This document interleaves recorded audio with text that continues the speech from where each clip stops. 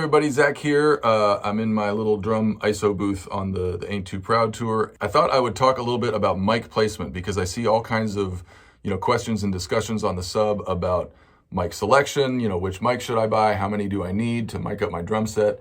We don't talk enough about mic placement, and whether you're playing a live show or recording, mic placement can make or break your drum sound. Like however you've tuned it, whatever heads you're using, whatever room you're in, your mic placement is really going to determine how your drums sound. And it can reinforce all the efforts you've made in terms of tuning and all that, or it can completely sabotage them. The thing you need to know about mic placement, the first and foremost thing, is this thing called proximity effect. The closer a microphone is to a sound source, in our case to a drum or cymbal, the more low end it's going to pick up. The more on axis the mic is, meaning the more it is pointed directly at a sound source, the more high end it's going to pick up.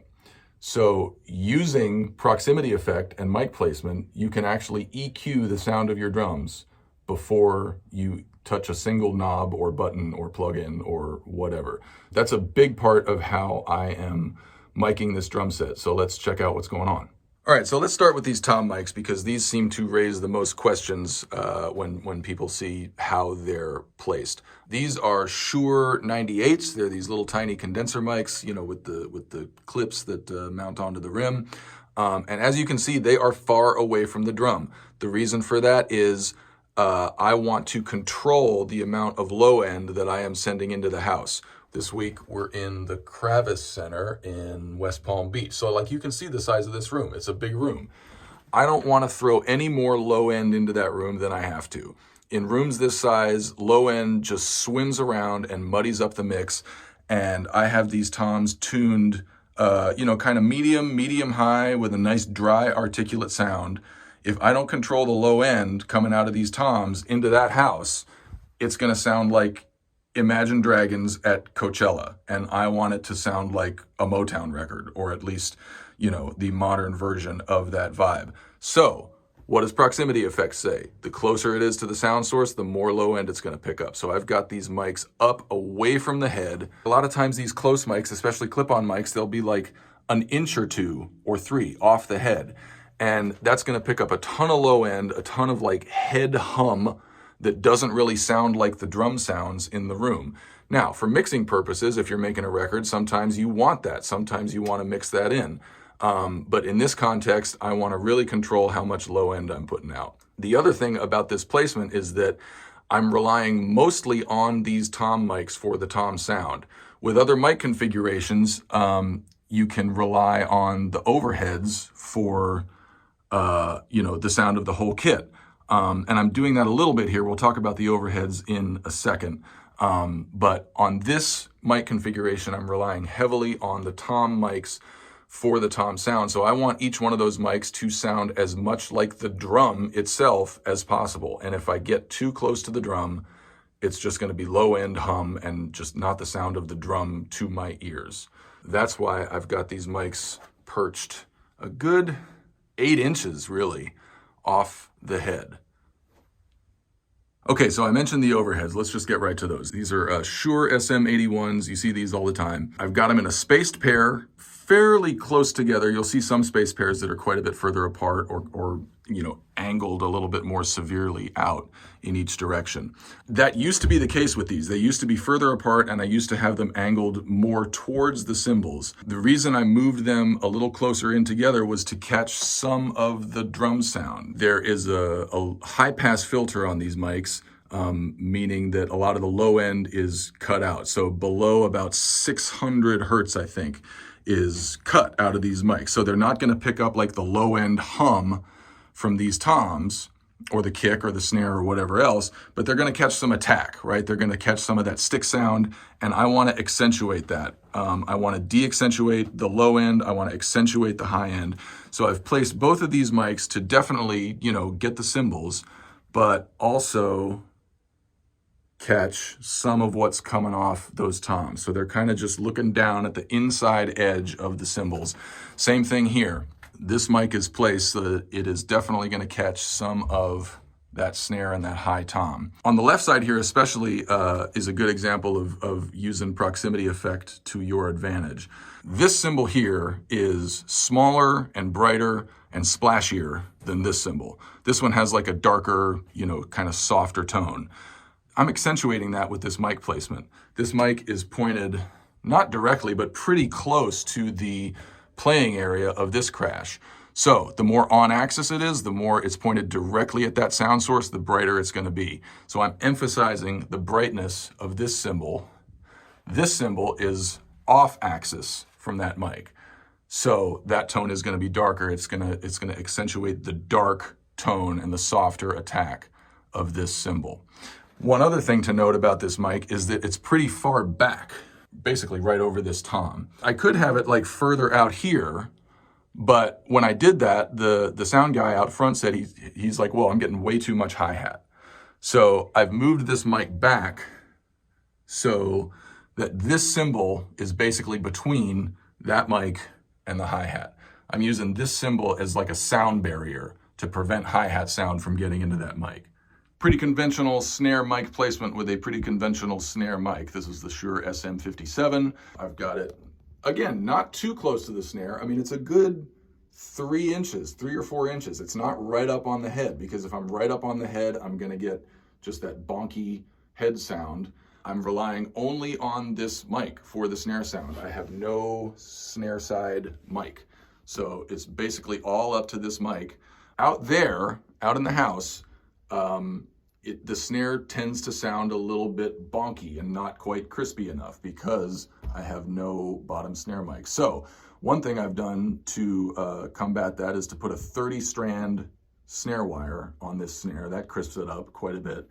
But I also don't have this mic pointed directly at the center of the drum, right? The center of a snare is where that bonky kind of like 220, 250 hertz tone lives. Sometimes you want that, but I want this snare super crispy and cracky. So I've angled the mic more towards the edge of the head where I'm gonna get more twang, more high end, more snap.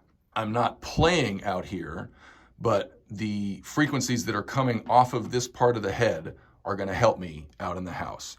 So even when I'm playing dead center, even when I'm playing rim shots, the high end that's coming off this part of the head is something I want. So I've kind of angled this mic a little bit further down to catch more of this area of the head and less of the center. So here we are in Kicktown. It's a little hard to see, but inside there is the Shure 91 kick mic. I've got it just, laying on the inside like usual, but you can see I've got it off to one side, off to the right. This is a placement I use a lot with, all different kinds of kick mics. I've found that getting the mic off to one side just gives a more complete kick sound. If you put it dead center, I've found that just results in kind of like a darker, like thunk kind of tone. But over here, there's just a little more breath, a little more life to it. The pickup pattern for this mic is kind of like a vertical fan. It kind of goes up and out like that. If I wanted to get like a more clicky tone out of this mic, I could put it over to the side, but pointed more directly at the center where the beater hits the drum. But I don't want that super clicky point on it. This is a Motown show. I just want it to have like a good thump. So I've de-emphasized that high-end click a little bit. As long as I'm down here talking about the kick, I should mention that one of the EQ adjustments we've made in this show is to roll off the kick drum below about 60 or 70 hertz, depending on the house we're in. This is, again, to combat low end. Before, there was no roll-off, there was no low-end EQ on the kick, and all of that low end was just swimming around in the theater, muddying up the mix. The kick was making a boom sound in the room rather than a thump sound, and that's because the system was sending too much low end into that room. I've tuned this kick drum a certain way, I've placed the mic a certain way, and that goes a long way, but sometimes you do just have to, use EQ to pull some frequencies out or accentuate some depending on the room you're in. A lot of times if that kick tone is too long, people will think, oh, I need to add more muffling to the kick, or the sound guy will think, oh, I need to put a gate on the kick. None of that will make any difference if you're throwing low end into the room that is then swimming around in there. You could have your kick drum full of pillows, you could have a super short hard gate on it, but that low end is still making it into the room. And once it's in the room, there's no taking it out unless you use EQ. It's the room that's making that sound. It's not your kick drum, it's not the mic, it's not the gate. It's the room that's putting that long low end tail on it. So that's what you need to control with EQ in the room. This hi-hat mic is a good example of how sometimes you need to use a kind of weird mic placement to get something to sound the way you want it to, or to get it to sound like it actually sounds to your ears in the room. I tried out a bunch of different mic placements with these hi-hats. So these are the Sabian Artisan 15-inch. They have a great dark, buttery, kind of chewy tone to them.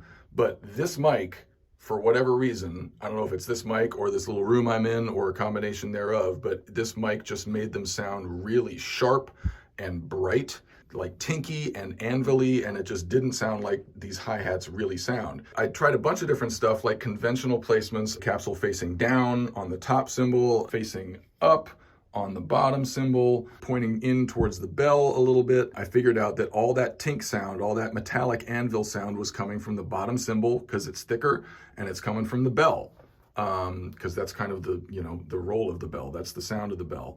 I didn't want the mic pointing directly at my playing area because, again, proximity effect, if it's pointed directly at that attack point, it's going to capture a lot of high end from that attack point. So I went to the back side of the hi-hat, the backside from my perspective. This mic is just looking across the backside of that hi-hat, and this part of the cymbal is where all that darkness, all that, buttery chewiness comes from. So I'm basically trying to capture that tone out of the hi-hat. Mics do not hear what our ears hear, for better or for worse. Sometimes something will sound like absolute ass in the room, but what the mic is picking up is like, oh wow, that actually sounds really good. Sometimes it's the opposite. Sometimes we've got something that sounds exactly how we want it to sound, and for whatever reason, the mic does not hear it that way. So we've got to move things around, figure out how to get the mic to hear what we're hearing. Another thing I want to mention here is my mix. So this is my mixer, and drums are in channel 1 here. In conversation with our head sound guy, and just in what I'm hearing with my ears, I have basically recreated as best I can what people are hearing in the house. This mixer has the capability to dial in all kinds of low-end, high-end, volume, compression, reverb, and I'm using some of that, but I don't want to bullshit myself about what they're hearing out there. What I want what I hear in here to be as similar as possible to what they're hearing out there. This is EQ, and I've got it right in the middle. I don't have it, I don't have the low end accentuated, I don't have high end accentuated. Same thing on the master EQ here, right? Low end and high end are both at 12 o'clock, volumes at 12 o'clock. This adjustment right here is reverb. I can dial some reverb into my drum mix, and I've got a little bit, but not a ton. I want to recreate, kind of the reverb that they're hearing out here, or out in the room there. So that's another thing, like, whether you're in the studio or playing live, if you're using headphones or ears or whatever, try to make what you're hearing in your mix as similar as possible to what they're hearing out in the house. Because if something sounds great in your mix but sounds like ass out there, what is the point of doing any of this? So as a result of all this, the sound that they're hearing out in the house is the same as what I'm hearing in here in my ears. And B, it's pretty much the unadulterated sound of the drums. The sound guy out there is not using a lot of EQ. I talked about the kick roll off to control that low end.